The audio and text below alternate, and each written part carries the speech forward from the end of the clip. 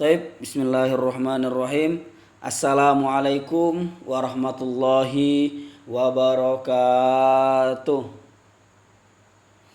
Alhamdulillahi rabbil alamin. Assalatu wassalamu ala asyrafil anbiya'i wal mursalin sayyidina wa maulana Muhammadin wa ala alihi wa sahbihi ajmain, amma ba'. Eh, Segala puji bagi Allah Tuhan semesta alam yang telah memberikan taufik serta hidayahnya sehingga saya bisa mempresentasikan makalah yang berjudul Intervensi Bahasa, Hubungan Bahasa dan Kebudayaan, dan Perubahan Bahasa dan Masyarakat. Ini dalam tugas mata kuliah Ilmu Lughah Al-Ijtimai. Langsung saja saya langsung ke judul, yaitu hubungan bahasa dan kebudayaan. Adapun teori mengenai hubungan bahasa dan kebudayaan. Yang pertama yaitu bersifat subordinatif, yang mana bahasa di bawah lingkup kebudayaan. Yang kedua yaitu bersifat koordinatif, yaitu hubungan yang sederajat dengan kedudukan yang sama tinggi. Adapun bersifat koordinatif ini menyebutkan bahwa bahasa dan kebudayaan merupakan dua sistem yang melekat pada manusia, karena kebudayaan merupakan sistem yang mengatur interaksi manusia, sedangkan bahasa atau kebudayaan merupakan sistem yang berfungsi sebagai sarana keberlangsungan sarana itu.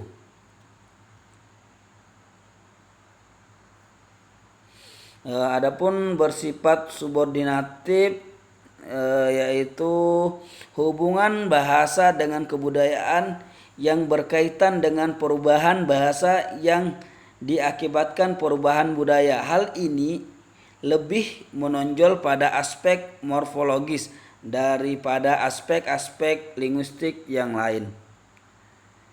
Ada pula tunduknya tindak komunikasi pada norma-norma kebudayaan. Tata cara berbahasa harus sesuai dengan norma-norma yang hidup dalam masyarakat tempat hidup dan dipergunakannya bahasa tersebut. Yang ketiga yaitu bahasa yang diucapkan atau dipergunakan oleh suatu kelompok masyarakat adalah suatu refleksi atau cerminan keseluruhan kebudayaan masyarakat tersebut. Lanjut ke judul yang kedua yaitu interferensi bahasa. Adapun pengertian interferensi bahasa yaitu suatu proses di mana seseorang membawa elemen struktural dari bahasa lama atau bahasa sumber ke dalam bahasa yang baru atau bahasa kedua atau resipien. Ada 3 komponen interferensi bahasa. Yang pertama yaitu bahasa sumber, merupakan bahasa yang mengidentifikasi bahasa penerima. Yang kedua yaitu bahasa penerima, merupakan bahasa yang menerima unsur-unsur bahasa yang diinterferensi.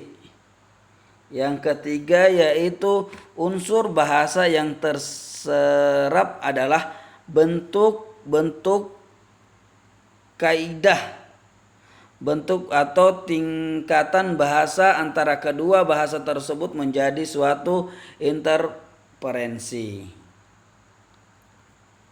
Ada beberapa penyebab intervensi bahasa. Yang pertama yaitu kedwibahasaan pelapal atau penutur bahasa. Yang kedua yaitu tipisnya kesetiaan pelapal atau penutur bahasa penerima. Yang ketiga itu tidak cukupnya kosakata pada penerima. Yang selanjutnya atau yang keempat, menghilangnya beberapa kosakata yang jarang digunakan. Yang kelima yaitu kebutuhan persamaan kata atau sinonim. Dan yang terakhir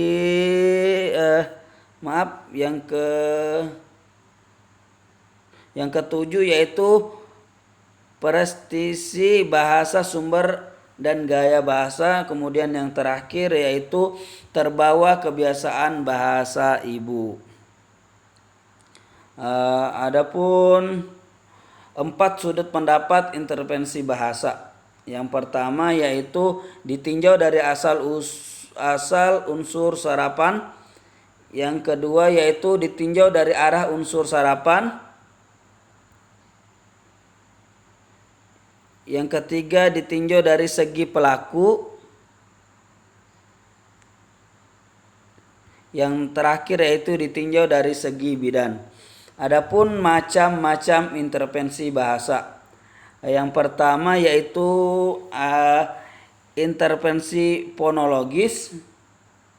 Yang kedua yaitu intervensi morfologis. Yang ketiga yaitu intervensi sintaksis. Dan yang terakhir yaitu interferensi semantik. Ya, lanjut ke judul yang ketiga yaitu perubahan bahasa dan masyarakat. Pengertian perubahan bahasa dan masyarakat. Pengertian perubahan yaitu adanya perubahan terhadap suatu kata atau bertambahnya bahasa baru berdasarkan tujuan tertentu. Perubahan bahasa juga dikenal dengan evaluasi bahasa pada jangka waktu tertentu, dari bahasa yang sederhana menjadi bahasa yang lebih kompleks dengan berbagai variasi, modifikasi dan ciri khas dari suatu masyarakat tutur. Adapun perubahan bahasa menurut pandangan tradisional yaitu perubahan eksternal. Perubahan eksternal, perubahan yang terjadi karena pengaruh bahasa dan dialek lain seperti borrowing. Hal ini terjadi karena faktor sosial dan budaya yang berlangsung. Yang kedua yaitu perubahan internal. Perubahan internal, perubahan yang ada dalam bahasa itu sendiri, yaitu perubahan pada tataran mikro linguistik bahasa, pada tataran fonologi, morfologi, dan semantik yang sama. Proses perubahan bahasa ada 5. Yang pertama yaitu terjadinya generalisasi bentuk linguistik pada kelompok tersebut berupa variasi gaya pada tindakan tutur dan mempengaruhi semua kelas kata. Yang kedua yaitu nilai-nilai linguistik diabsi oleh kelompok lain yang menyebar. Yang ketiga yaitu penyesuaian penggunaan fonologi karena perubahan variabel linguistik. Yang keempat yaitu penyelesaian perubahan suara. Dan yang terakhir yaitu variabel linguistik menjadi salah satu norma yang mencerminkan penurunannya identitas dan munculnya ragam gaya bahasa. Sekian presentasi yang dapat saya sampaikan. Apabila ada tutur kata yang salah mohon dimaafkan. Saya akhiri. Assalamualaikum warahmatullahi wabarakatuh.